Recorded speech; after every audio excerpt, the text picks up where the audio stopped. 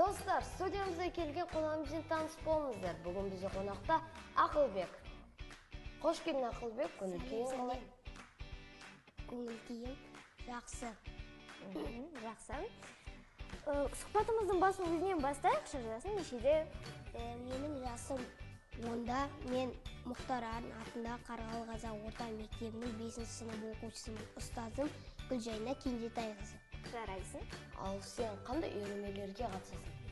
Мен номер 1 балалар музыка мектебінің вокал класының оқушысымын. Ұстазым Бибі Батима Бұлбекқызы. Тамаша. Жарыс жобаларға қатыстың ба? Әрине, мен халықаралық республикалардың бас жүлде және бірінші орын иегерімін. Бәрекелді.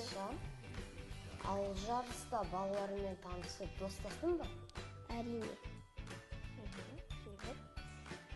Бос уақытыңда не істейсің? Далада серуендеймін, жаттығулар жасаймын. Тамаша. Ал сен сүйікті әншілерің кім? Димаш Құдайбергенұлы. Тамаша. Керемет. Мектепте достарың көп пе? Менің мектептегі достарым өте тамаша.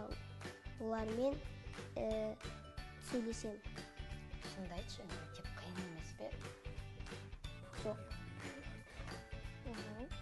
Ал саяхатқа шыққанда өзімен бірге не алар едің? Азық-түліктер, дүрбі және де компас, сумка.